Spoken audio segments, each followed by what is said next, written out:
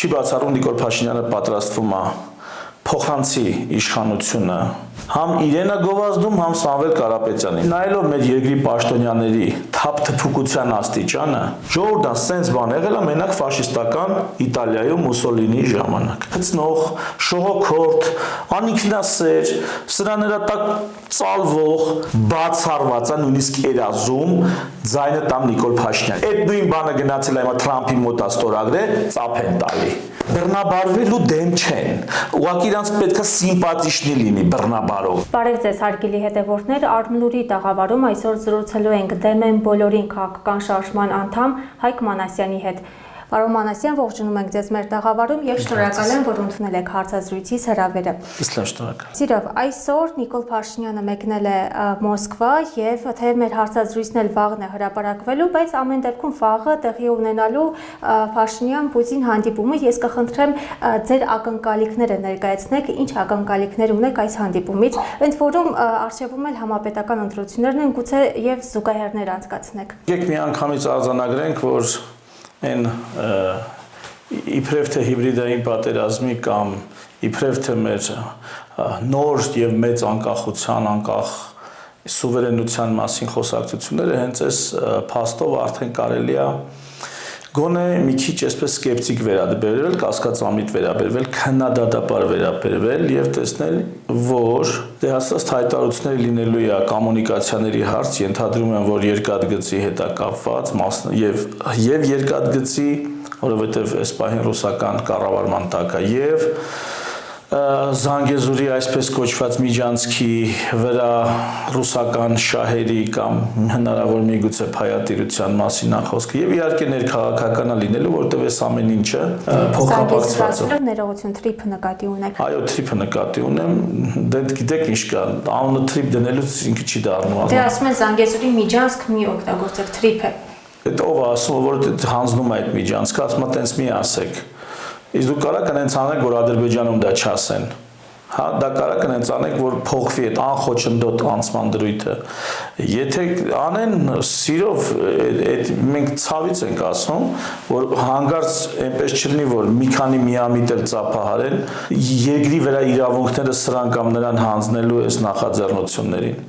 Երկու միամիտ էլ չավելանան այդ ծափահարողների եւ ողջունողների մեջ, դրա համար իրերը կոչում են իրենց անուններ, դա այն Զանգեզուրի միջանցքն է, որ ուզում է Ալիևը։ Արտատարածքային չի լինելու, բայց Ալիևը ունենալու է դրա վրա իրավունքներ, որոնք չի կարող սահմանափակել Հայաստանի Հանրապետությունը, եթե ստորագրեց վերջնականապես։ Ի խոսքով այս հարցերն է քննարկվելու, ենթադրում եմ, եւ նաեւ դա կապ ունի որոշ չափով ներքաղաքականի մեջ։ Իմ մոտ առնվազն լուրջ կասկածներ կան, որ չի բացառում Նիկոլ Փաշինյանը պատրաստվում է փոխանցի իշխանությունը Սամվել Կարապետյանին եւ նրանց հարող ուժերին, չի բացառվում։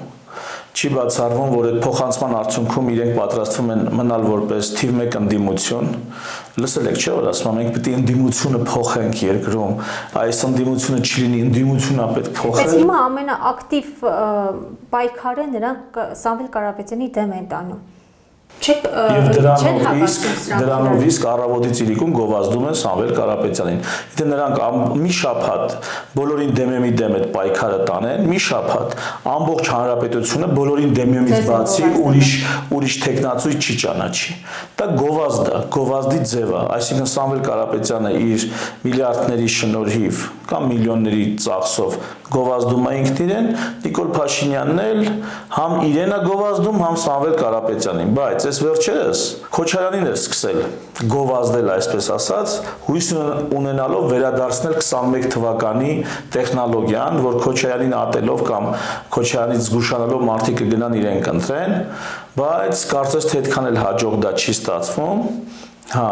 հիմա մի խոսքով ես չեմ բացառում այդ տարբերակը, որ միգուցե հենց առաջի հերթին Ռուսաստանի հովանավորությամբ կամ համաձայնությամբ գնում է ինչ-որ այսպես պայմանավորվածություն։ Չեմ բացառում։ Ձեր ասացի հիմքը ո՞րն է, պատճառը ո՞րը պետք է լինի, որ Նիկոլ Փաշինյանի շահագրգռվածությունը այստեղ ո՞րն է, ինչ օգուտ, ինչ շահ են ստանալու դրանով, որ ասում եք հակաքարոզ անելով նա փաստորեն գովազդում է Սամվել Կարապետյանին։ Երկու տեսակի շահ կա։ Եթե նա օրինակ մեզ հետ մտնի բանավեճի մեջ, բանավեճը չի լինելու գող փիսո քաչարշուն մակարդակի։ Բանավեճը լինելու է շատ ավելի ֆունդամենտալ հարցերի շուրջ, շատ ավելի լուրջ հարցերի շուրջ եւ չեն կարող գան մեզ ասեն, որ չգիտեմ, թալանել եք կամ չգիտեմ, ռուսահպատակ եք կամ չգիտեմ, նախկիններ եք, չեն կարող ասեն։ Պետք է այնպեսի մեկին ընտրել, ում հասցեին այս ամեն ինչը կարելի է ասել եւ նրանց ֆոնին կարող են ավելի լավը երևալ։ Եթե վեր կենան ասեն բոլորին դեմ եմ շարժումը այսպես կամ այնպես։ Հիմական մարդիկ օրինակ քննադատում են մեզ, թե ինչու եք օրինակ բոլորին դեմ եք, բայց ով ձեզ միանա կողմ եք։ Ստացվում է, որ բոլորին դեմ եք, ուրեմն բոլորին կողմ եք, այսպես ասած։ Մենք ասում ենք ոչ թե մեզ միանա, մեր հորտնից չենք վերել, էլի, այս գաղափարներն ու հասկացությունները։ Մարդկանց մեջ նստած է այս բոլորին դեմ եմ պահանջը, բոլորին դեմ եմ տրամադրությունը։ Մենք այդ տրամադրությունը ուզում ենք ներկայացնենք քաղաքական դաշտում, այսպես լեգիտիմություն տանք դրան, ուզում ենք դա դառնա քվեաթերթիկ, որ մարդիկ, ովքեր տանը նստում են եւ չեն մասնակցում ընտրություններին, արդյունքում իրանց ձայները ավտոմատ կերպով անցնում է առաջի, երկրորդ, երրորդ համարներին, այսպես ասած ընտրություններում անցած։ Այդ մարդիկ չնստեն տանը, վեր գնան ընտրատեղամաս, քվեարկեն բոլորին դեմ եմ, լինի այդպիսի քվեաթերթիկ, թեև արդեն իսկ որպես մեր կուսակցության քվեաթերթիկ լինելու է այդպես քվեաթերթիկ։ Մարդիկ դու գնան քվեարկեն չնստեն տանը ու իրանց ձայները դեմ լինելով հանդերձ ավտոմատ չփոխանցեն, ինստինկտիվ չփոխանցեն Նիկոլ Փաշինյանին եւ մյուսներին։ Բոլորին դեմ լինելով, այ կոնկրետ ում եք մերժում, առաջնահերթը, հիմնականը ում եք մերժում։ Տեսեք, բանաձևը ընդհանրապես բավականին ունիվերսալ է, այսինքն կարող է մենք ունենք մասնակիցներ, օրինակ ես, որ անուն ազգանունով դեմ եմ բոլորին։ Ունենք մասնակիցներ, որոնք դեմ են ընտրական համակարգին, որ կարծում են ընտրական համակարգն է այս ամեն ինչի հիմքում, այս խնդրի, գոնե ընտրությունների հետ կապված հիմքում ընկած։ Ունենք, որ մասնակիցներ, ովքեր առհասարակ կառավարման այս համակարգին են դեմ, ընդհանրապես այսպես ասած գործող ամեն տեսակ քաղաքական եւ պետական այս անկարգություններին են դեմ եւ կարծում են, որ դա թղթի վրա գրած կարգավորումներն են դրա պատճառը, այսինքն բոլորին դեմ է մի տարբեր մոտեցումներ կա եւ այս բոլոր մոտեցումները հավաքվում են, ամբողջանում են մի ընդհանուր հայտարարի վրա։ Բոլորին դեմ ենք, այսինքն նրան ձայն չենք տալիս, մենք ասում ենք ձեր ձայնը տվեք մեզ, մենք դա կիրացնենք, որպես բոլորին դեմ եմ քվե։ Օրինակ, եթե մենք անցանք պարլամենտ, ու էլի եղավ այս պարլամենտի վիճակը, երբ որ կար ինչ-որ սահմանադրական մեծամասնություն, որ ինչ ուզում քվեարկում, ինչ ուզում հաստատում, մենք այդ բոլորին դեմ եմ քվեն, կդնենք այնտեղ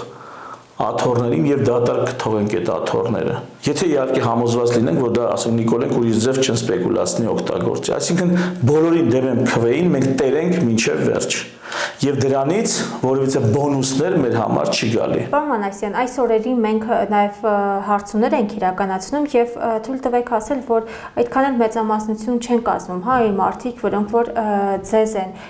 քվեարկելու, ձեր օգտին են քվեարկելու, հիմա ինչ վստահություն ունեք, որ ձեր ընտրողների ձայները չի փոշիանալու եւ ձեր խոսքում էլ նաև կոչ արեցիք մեր քաղաքացիներին, որ պարտադիր գնան մասնակցեն ընտրություններին եւ տանը չնստեն, ասում ենք ոչ մեկի ձայն չենք տալիս, չենք մասնակցում ընտրության։ Դուք ինչ վստահություն ունեք, որ ձեր տրված ձայները չի փոշիանալու, առաջին 3 իշխող ուժերին չի փոխանցվելու։ Անցած ընտրություններին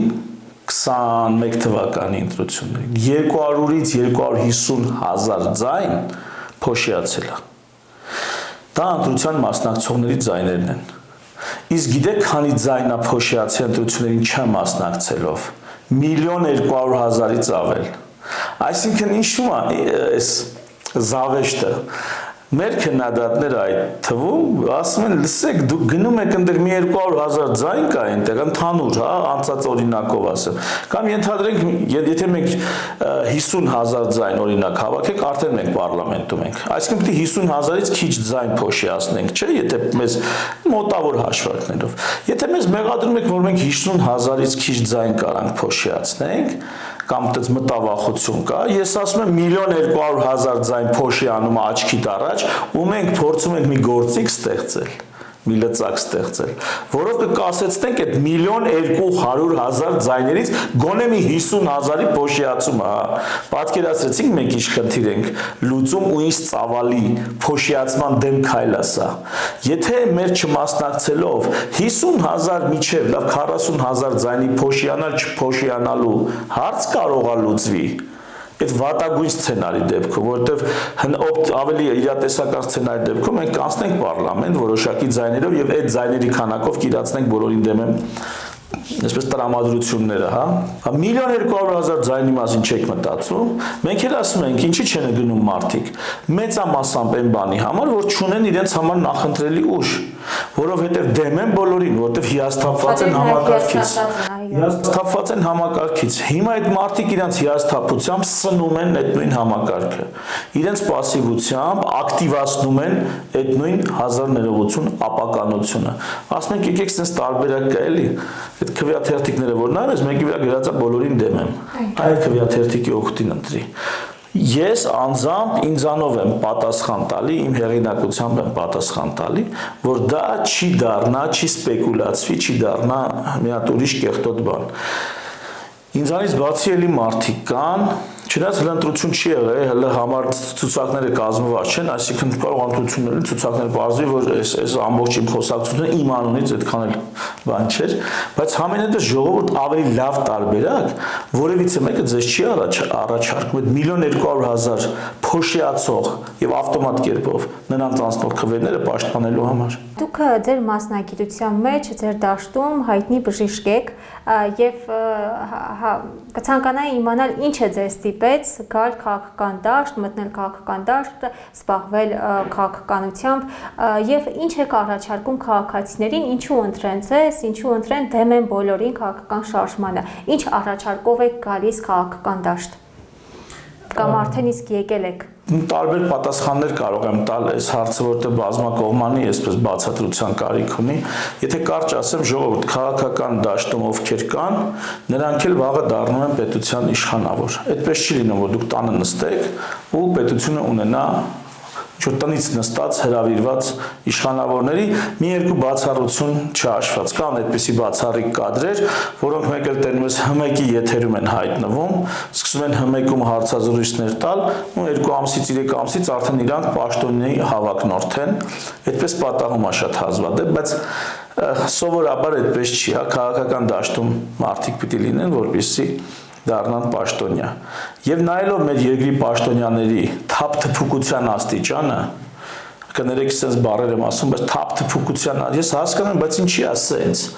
Այն գերասում որ քաղաքականության մեջ ըստ էության թափթփուկներն են։ Բայց եթե քաղաքականության մեջ թափթփուկներն են, պետք է իշխանության մեջ այդ թափթփուկներից սելեկցիա եղածների մեջ ինչ որ նվիրյալ մեկը հայտնվի։ Ճիշտ հակառակը, նվիրյալները ինքնաբավ մարդիկ, կայացած մարդիկ, օրինակ ես բժշկության մեջ ինպես կայացած մարդը, ու չգիտեմ ինչ պետք է լինի, որ ասի լավ, այդ ամբողջ հնարավորություններն ու բարիքները թողեմ, գնամ անցավ գլուխս դնեմ ծավի տակ։ Մանավանդ, որ ասենք հրապարակային էլ ինչ ճանաչում են։ Ասենք Ես չի որ ես պետք է մեյդան գամ, որ ինձ ճանաչեն, ասեն հա բան, այդպես բժիշկը բա։ Ինձ sense, այսինքն չկա մի բան, որ ինձ քաղաքականությունը կամ իշխանությունը կարա տա անձնական շահի տեսանկյունից։ Բայց բանաձևը հետեւյալն է։ Եթե ուզում ես երկիրդ ունենա լավ իշխանություն, ուրեմն պետք է քաղաքական դաշտում լինեն այդ լավ քաղաքական գործիչները։ Հետևաբար ով է այդ լավը։ Մեկ էլ տեսնում ես, որ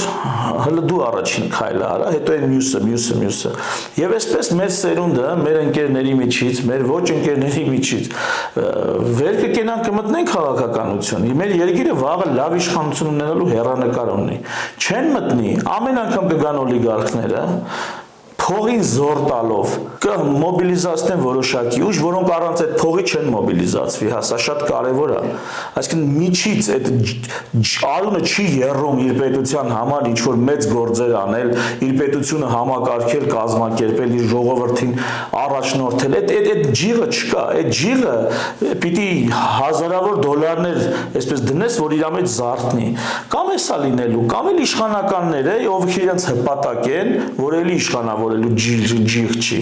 Իրանք ինչ որ մի գերտերության հպատակությամբ դարել են իշխանություն, դա կամ Ռուսաստանն է կամ Արևմուտքը, ու ինձ համար մեկա թե Ռուսաստանից թե Արևմուտքից է, ինքը այսպես որպես էլի կներեք մի գրեհիկ բառ, որպես տասովշիկ հայտնվել Հայաստանում որպես բարձրագույն իշխանություն,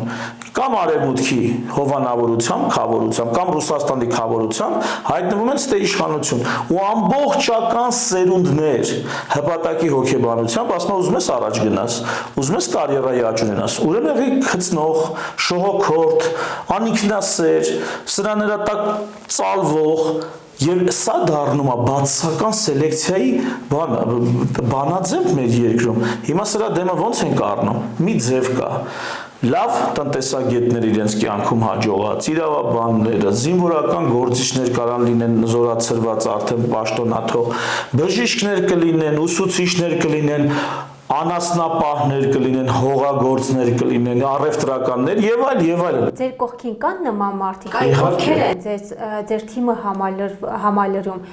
ինչ մասնագիտական ուղի ունեն անցած, ինչ մասնագիտությամբ ովքեր են, հա ձեր կողքին։ Հրապարակային հայտնի Միքայել Նահապետյանը, քաղաքական գործիչ, հանրային գործիչ, հրապարակայնորեն հայտնի Իշխան Գևորգյանը, հրապարակայնորեն հայտնի Արամ Քոչարյան, Սպարտակ Տյուրելյան, Խաչիկ, արդեն իրանք այդքան էլ հայտնի չեն, Խաչիկ Օհանյան, Հարություն Մանուկյան ու տենց։ Այսօր հայտարարենք եւս մի ուժի կամ այսօր երբ որ արդեն սա ուղիղ եթեր է վաղն ենք սա չէ հրապարակելու երբ որ սա հրապարակենք արդեն հայտարարած կլինենք եւս մի քաղաքական ուժի միացում չէ չեմ կարող ասել որովհետեւ պիտի պաշտոնապես այսօր հանդիպենք որոշենք պաշտոն բայց արդեն երբ որ սա եթեր կգնա այդ ժամանակ դա էլ արդեն հայտարարված կլինի ու կիմանանք Պարոն Մանասյան ձեր ծրագրերից էլ խնդրեմ մի փոքր ինչ ներկայացնեք 3 գաղափարները, առաջնային գաղափարները, որոնք են ձեր եւ 3 նպատակը որն է։ Բոլորին դեմեմի անունությամբ հիմա ես խոսում, որովհետեւ բոլորին դեմեմի ծրագիրը դա 3 ամսվա ծրագիր է, 100 օրվա ծրագիր է, որը պետք է իրականացնել, դրա մասին հսա կներկայացնեմ։ Բայց դրանից բացի տարիների կտրվածքով մենք ունենք լրջագույն, ասած հիմնավոր հայեցակարգային լուծումներ եւ սկզբունքներ, որոնք ներկայացրել ենք, թե մենք ասելով նկատի ունեմ անձամբ միջև բոլորին դեմին միանալը մեր քաղաքական միավոր այսպես ասած հիմնադիրները մենք ունենք թե նոր սահմանադրության թե պետության հիմնադրույթների թե ապագայի զարգացման տարբեր ոլորտների զարգացման ուրեմն ծրագիր տեղեկատվական տեխնոլոգիաների բերած հնարավորությունների եւ բերած վտանգների կամ ռիսկերի ֆոնին, հա, այս մի հատ առանձին ծրագիր էր։ Կոնկրետ բոլորին դեմ եմ, ասում եմ 100 օրվա ծրագիր, ամեն մեկը ձեր տարբեր ծրագրերով համախմբվեք եւ 3 պայմանի համաձայնվեք, այն մնացածը արդեն ամեն մեկը թե կարող եք ձեր անունից ներկայացնել, թե կարող եք այդ 100 օր հետո արդեն առանձին կամ թեկուզ միավորվելով իրականացնել։ Այդ 3 հիմնական կետերը հետեւյալն են։ Առաջին որ պետքա լինի բոլորին դեմ եմ քվեաթերթիկ, այսինքն նայեք մեծս նրբություն կա, մարդիկ ինչքան քիչ են մասնակցում ընտրություններին, այնքան հետ են վարժվում, դեմոկրատական երկրներում այդ դեմոկրատիան այդ օթից չի իջել մանանայի պես, Սահմանադրական եւ օրենսդրական կարգավորումներ կան, որով ընտրությունները հնարավորինս հաճախակի են իրականացնում։ Եվ երբ որ հանրությունը հաճախ է մասնակցում ընտրությունների, ոչ թե 5 տարին մեկ, ինչպես մեր դեպքում է, 5 տարին մեկ մի հատ ազգային ժողով են ընտրում, մի հատ տեղական ինքնակառավարման ընտրություններ կան։ Այսքան սակավ ընտրություններով ժողովուրդը ընտրությունների գնալու, քվեարկելու մշակույթ չի ձևավորում։ Դա էլ է մշակույթ, դա էլ է կուլտուրա, որ պետք է զարգանա։ Մի խոսքով մեր մոտ ամեն ինչ արած է, որ այդ կուլտուրան չզարգանա։ Ահա, որ եթե մարդը չի հավանում ոչ ոքի, նրա քվեն այնուամենայնիվ բոլորին դեմ քվեաթերթիկ ավելանա եւ այդ քվեաթերթիկով մարդիկ քաղաքական ակտիվությունը դրսեւորի, այդ թվում սովորույթ եւ մշակույթ ձևավորելով այնուամենայնիվ ընտրություններին մասնակցի, եթե նույնիսկ նա դեմ է բոլորին։ Երկրորդ պայմանը, որպեսզի 1% լինի անցումային շեմը, որպեսզի 10,000, 15,000 ձայն հավաքող ուժերը նույնպես անցնեն պարլամենտ։ Ու սա արդար է այն տեսանկյունից, որ պարլամենտը դա ոչ միայն օրենսդրական, այլ նաև ներկայացուցչական մարմին է։ Իսկ ով ասե, որ եթե դու 40,000, 50,000 ձայն միջև չհավաքես, պարլամենտ մտնելու իրավունք չունես։ Ով ասե։ Նույնիսկ մեր մոտ այնպիսի բան կա, որ որոշակի ազգային փոքրամասնություն, այսպես ասած, իմ համար այդ մի քիչ ընդունելի չի, հա, կա Հայաստանի Հանրապետության քաղաքացի եւ բոլոր Հայաստանի հավաքական տերն են հավասարաչափ, ամեն քաղաքացի Հայաստանի տերն է հավասարաչափ, չկա դրա մեջ փոքրամասնություն կամ մեծամասնություն, բայց եւ այնպես ինչ որ գոտաներ են, չէ՞ տվել, բայց ով ասաց, որ 15000 ձայն հավաքած մարդը մի մանդատ չի կարող ունենա։ Դա նորմալ է, էլի, տենց ելնում է հաշվարկով 100 մանդատից մեկը ցանկացած 15000, նույնիսկ 10000 կամ 20000 կախված մասնակցությունից մի մանդատ արդեն հասնում է այդ քաղաքական ուժին։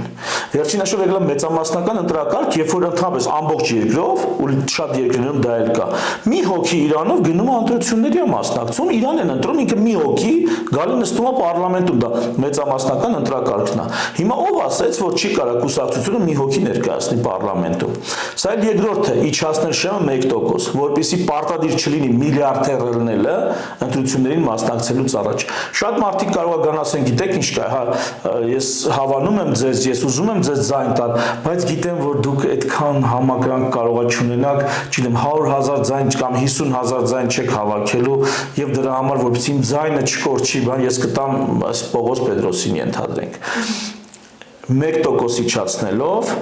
բերում ենք արդարություն, որ ներկայացչական մարմինում մարդը հավաքել է 15000 ձայն, անցնում է պարլամենտ ներկայացնում է իր ընտրազանգվածի։ Եվ երրորդ պայմանը այդ բացարձակ, այսպես կոչված մեծամասնության չեղարկումն է, որը մի հատ ուրիշ անհեթեթ բան է, մի քիչ խուճուճ է, երբ որ պատմեմ, ընդհանուր առմամբ այդպես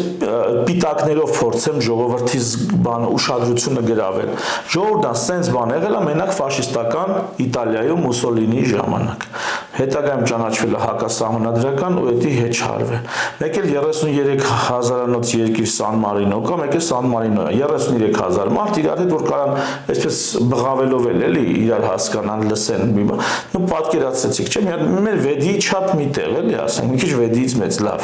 Ինչ ասեմ, 30000 բնակչությամբ ու էլի էս ընտրակարգն եւ աշխարհում երկրորդ օրինակը չկա։ Եվ այս խայտարակ դրույթը բացարձակ մեծամասնության, որը բերում է ինչի, բերում է հետևյալը 5 տարում գալիս է մի հատ թագավոր, այդ թագավորի հետևից ընկած գալիս են դեպուտատներ, ու այդ մի թագավորը 5 տարի ինչ օրենք ուզում ընդունում է, ինչ օրենք ուզում է արգելում է, ինչ ուզում անում է։ Բացարձակ մեծամասնության խայտառակություն։ Մուսոլինի, ով չգիտի, ֆաշիստական Իտալիայի ղեկավարը Մուսոլինի, այդտենց մի հատ բան է սարքած, ու դա մեզ մոտ շարունակվում է, ու Նիկոլ Փաշինյանը գործող իշխանությունները 8 տարի ժամանակ են ունեցել դա վերանայել ու չեն վերանայել մինչև այսօր։ Պարոն Մանասյան, համապետական ընտրություններին ճիշտ հասկացա, դուք ցանկանում եք առանձին մասնակցել։ Հնարավոր է, որ Այսինքն առանձին բոլորին դեմ եմ նախաձեռնությունը, կուսակցություն է այլևս, բոլորին դեմ եմ ժողովրդական կուսակցություն։ Որևէ ժողովրդավարական կուսակցություն։ Պատրաստվում միանալ կամ բոլորին դեմ ես ոնց կմիանաս։ Ընտրություններից հետո նաև ձեր խոսքում ես նկատեցի, որ ավելի շատ քննադատորեն եք մոտենում Սամվել Կարապետյանին։ Հնարավոր է, որ ընտրություններից հետո ձեր ձայները փոխանցեք Նիկոլ Փաշինյանի քաղաքական ուժին։ Բացառված է, որը երազում նույնիսկ բացառված է, ձայն փոխանցեմ, ես մի հատ իմ տրամադրությունը ստեղ թողնեմ, հետո պատասխանեմ ձեր հարցին։ Բացառված է, նույնիսկ երազում ձայնը տամ Նիկոլ Փաշինյանին։ Նիկոլ Փաշինյանը մի բան պետք է աներ,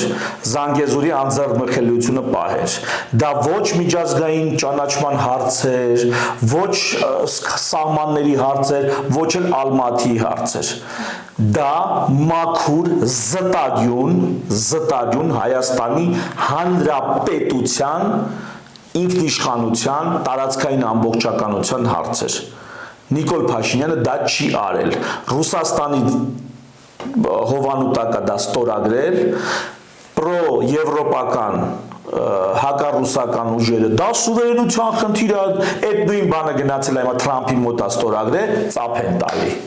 Նույն բանը Թրամփի մոտ, այսինքն այս մարդիկ ըստ էության բռնաբարվելու դեմ չեն։ Ուղղակի իրանց պետք է սիմպաթիչնի լինի բռնաբարողը, որ իրանք այդտեղ բարոյականությունը այդքան տեղ արդեն իրանց թույլ է տալի։ Հազար ներողություն, բայց այս մի դրույթը հերիքա Նիկոլ Փաշինյանի վրա վերջնականապես ոչ մի հույս ոչ մի տեղով կրակել դառնա ծովից ծով Հայաստան էլ սարքի ուշա ու սուտա դա ինքը կարար աներ այդ քայլը ես հասկանում եմ օրինակ երբ որ Արցախի հարց կա երբ որ էս սա երբ որ նա հասկանում ես էլի այ մոտ էս ամեն ինչ լցվել է գլխներից ու այդ կրակի ինտենսիվությունը թույլ չի տալիս որովհետեւ դու մի հարց առ բայց այդ ամեն ինչից հետո նա այդ կետը չարեց սա մեկ երկրորդ Սամվել Կարապետյանի նկատմամբ հատուկ հակակրանք չունեմ հակառակը կարամ կասեք ես էլ գովազդում եմ Սամվել Կարապետյանին իր դեմ խոսալով հիմա նայեք բայց դեմ եք բոլորին այդ կատակ էր էլի գովազդել Սամվել Կարապետյանը գովազդի կարիք չունի կամ ունի նայեք բացառված է ժողովուրդ բոլորին դեմ եք եւ եթե մեր համագործակցություն լինի համագործակցության լոգիկան ասենք թե պարլամենտ են անցնում պարլամենտ անցած ուժերը չեն կարողանում միանձնյա վարչապետ ունենալ կառավարություն ձևավորել եւ բոլորին դեմ եմ ձայներն են պակասում բոլորին դեմ եմ այս դեպքում եթե այսպես սիտուացիա այսինքն ենթանենք Նիկոլենք մի 40 քանի տոկոս ունեն իրանց սազանդարներով Սամվել Կարապետյանը մնացած ընդդիմադիր ուժերով ինչ որ մի 40 քանի տոկոս ունեն բոլորին դեմի ձայներն է պակասում որ սրանցից որևիցե մեկը դառնա ենթադրենք իշխանություն գործադիր միայն այս դեպքում մեր Պրեզիդենտության, մեր վարչապետության եւ մեր կառավարություն ստանձնելու պայմանով մենք կընդունենք նրանց ձայները։ Ոչ թե նրանց կտանք, այլ նրանց տված ձայները կվերցնենք։ Միայն այս դեպքում ոչ մեկին ձայն չենք տալու ոչ մի դեպքում։ Պարոն Մանասյան, մեր հարցազրույցը ամփոփենք ձեր դիրքորոշմամբ Արցախի հարցի, Արցախյան հիմնախնդրի վերաբերյալ եւ նաեւ ուզում եմ հիշեցնել ձեզ ձեր այն միտքը, որ Հայաստանի Հանրապետությունը, Հայաստանի պետականությունը պահպանելու համար Արցախը այնքան էլ կարեւոր չէ։ Կարծեմ դուք նմանապես մի միտք եք ասել եւ ասել եք պետք է եթե արցախցիները ռուսամետ են, ապա թող Արցախը գնա դեպի ռուսական թևը, Հայաստանն էլ առանց Արցախի գնա եվրոպական թևը։ Եթե ես ինչ-որ տեղ բայց 5 րոպե պիտի տակ որ պատասխանեմ, նախ ձեզ ուղղեմ, ուրեմն տեսեք,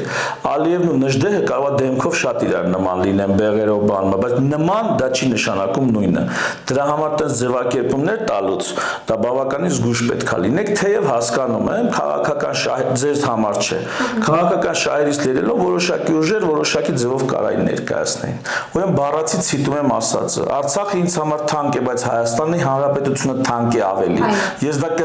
կկրկնեմ ամբողջ կյանքս, եւ թե որևիցե մեկը դրանից առանձնակի չհուզվի։ Այո, Արցախը ինձ համար թանկ է, բայց Հայաստանի Հանրապետությունը թանկ է ավելի։ Պետականության այն աստիճանը, որ ունի Հայաստանի Հանրապետությունը, ինձ համար ավելի թանկ է, քան պետականության այն չաստիճանը, որ ուներ Արցախի Հանրապետությունը։ Սա մեկ։ Ու իմ վերաբերմունքը հիմնվում է ոչ թե իմ ճաշակի կամ կարծիքի վրա, հիմա անցնեմ մյուս հարցի, արդեն բուն հարցին էլի, Արցախի հարցի վերաբերյալ։ Արցախի հարցը միջազգային իրավունքի տեսանկյունից ազգերի ինքնորոշման հարցն է, կամ սովետական միությունը դեռ չէր փլուզվել, այդ արդեն որոշված էր, կան կոնվենցիաներ, կան փաստաթղթեր, միջազգային իրավունքի դրույթներ, որ ժողովուրդներն իրավունք ունեն ինքնորոշվելու։ Սա մեկ, այսինքն Արցախահայության ինքնորոշման իրավունքը ինձ համար կասկածի տեղի չի տալի, ոչ մի ձևով։ Բայց այդ իրավունքը, որպեսզի սպասարկես, ռեսուրս է պետք, ուժ է պետք։ Ավելին, տեղահանության, այս էլ մի առանձին պատմություն է, տեղահանության, ցեղասպանական գործողությունների միջազգային, արդարադատության միջազգային դատարանի որոշում կա։ Նախ Լաչինի միջանցքի մասով, հետո Արցախի տեղահանության, այսինքն էլի մեր կարծիքով ու ճաշակով չի դա որոշված է, դա արդարադատության միջազգային դատարանն ասում է այս մարդը բռնի տեղահանել են ու նրանք իրավունք ունեն վերադառնալու, ոչ թե պարզապես վերադառնալու անվտանգության երաշխիքներով, ոչ միայն անվտանգության երաշխիքներով, այսինքն կենսական ողջ սաղ կմնան թե չէ, այլև խտրականությունից զերծ լինելու երաշխիքներով։ Այս ամեն ինչը ոչ Մանասյան Հայկն է նստելու որոշի կարծիք հայտնի, ոչ էլ որևիցե մեկ, այսի աշխարհի կարգը ընդունված է, բայց սա իրացնելու համար պետք է ռեսուրսներ։ Իսկ ռեսուրսների համար պետք է որ լինի Հայաստանի Հանրապետություն։ Իսկ Հայաստանի Հանրապետություն լինելու համար պետք է որ լինի Սյունիքը եւ ընդհանրապես մեր սահմանները անձեռնմխելի եւ պետք է որ Հայաստանի ժողովուրդը ուզի պետականություն, շատ ուզի պետականություն, շատ ուզի։ Էս էլ սենց ու հերիք չի ուզենա այդ պետականության վրա էլ ստեղծի զարգացած իրավական տնտեսապես առաջ գնացող երկիր։ Դա լինում է միայն աշխատանքով, օրինակ տնտեսապես տես էլի կհամվել կառավարությունը 300,000 աշխատատեղ կբացեն։ Տնտեսական զարգացումը աշխատատեղ բացելով չի։ Տնտեսական զարգացումը նրանով է, թե օրինակ մենք իրար ինչքան $1 միլիոն կարանք վստահենք, ուղղակի թուղթ ստորագրելով, որ այ այսքան $1 միլիոն ես դնում եմ գործի մեջ, դու այսքան $1 միլիոն ես, ու ես ինչքան եմ վստահ որ դու չես խափի, գցի թռնի։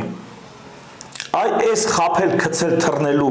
անվստահության մթնոլորտը կասեցնում ամեն տեսակ զարգացում երկրում։ Եվ խնդիրը ոչ թե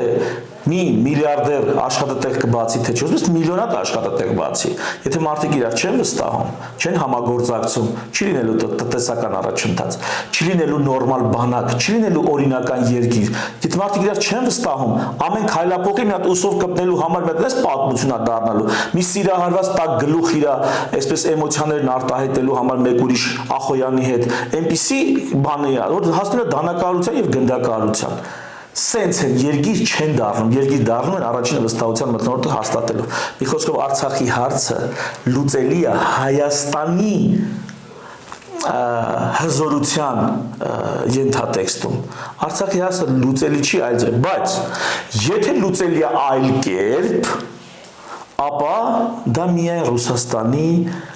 ցանկության եւ անհրաժեշտության դեպքում էր հնարավոր ըստ ինձ միջև հիմա էլ ես մտածում եմ եթե Արցախի հարցը առանց Հայաստանի Հանրապետության հզորացման, կայացման հնարավոր էր, ապա դա միայն Ռուսաստանի աջակցության եւ չէի կարծում թե մեկ ուրիշը Ռուսաստանից բացի Թեև կարող է ժամանակ լինի, որ կոնկրետ Ռուսաստանի անունը չտամ, այսպես բաց թողնելով ամեն մեկը թույլ մտքին է հաստատի, բայց եթե մեկի անունը պիտի տամ, ուրեմն Ռուսաստանից բացի դժվար թե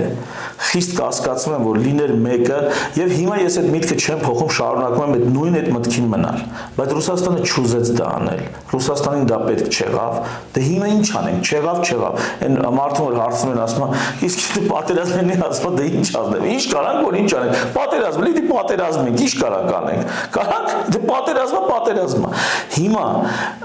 ասելիքս, որ Արցախը սուբյեկտայնություն վերցնի, այն իրավունք, բան, որ ասում եք, դի սուբյեկտայնություն միացում հարցը,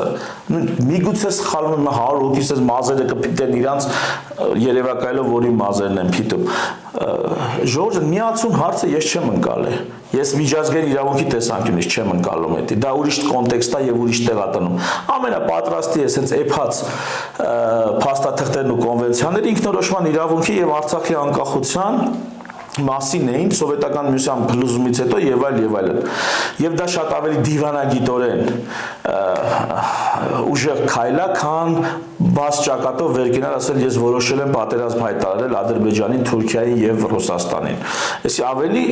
ավելի դրա փոխարեն ավելի լավ էր ասել որ Արցախն ուզում է անկախանա, այ մարդ մենք էլ տեր ենք կանգնում, որովհետեւ չենք կարող։ Ռուսաստանն էլ ասում է ես էլ ընդից եմ տեր կանգնում, միգուցե ինչ որ մեկին էլ արևմտյան համոզենք նա էլ տեր կանգնել։ Հիմա բազմաթիվ վկայություններ կան, որ 90-ականների հաղթանակներում արևմտյան դիվանագիտությունը լուրջ ներդրում է ունեցել։ Մի քիչ հեգնանքով եմ սա ասում, որովհետեւ այդպես զրույցներ կան։ Եթե մեկը կա ուզում է բաց զրույցի, այդ պատրաստ եմ էլի այդ քննարկումները տանելու։ Հասկացաք ինչ է նշանակում Արցախահայությունը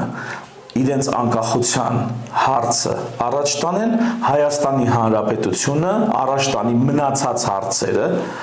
պետականության հզորացման, իսկ Սփյուռքը շարունակեմ այդ միտքը, տեր կանգնի ցեղասպանության հարցին, ոչ թե Սփյուռքը ցեղասպանության հարցը Հայաստանով ուզենա իրացնի, Արցախահայությունը Արցախի անկախացման հարցը Հայաստանով ուզենան իրացնեն, Հայաստանը իր անկախության եւ սուվերենության հարցը փորձի ինք իրանով իրացնի։ Ժողովուրդ, սա լավ տարբերակ է, բայց սա ինձ համար անհնար տարբերակ է։ Հայաստանը այդքան ռեսուրս երբեք չի ունեցել ու չէր կարող ունենալ։ Հիմա ունենք այն ինչ ունենք։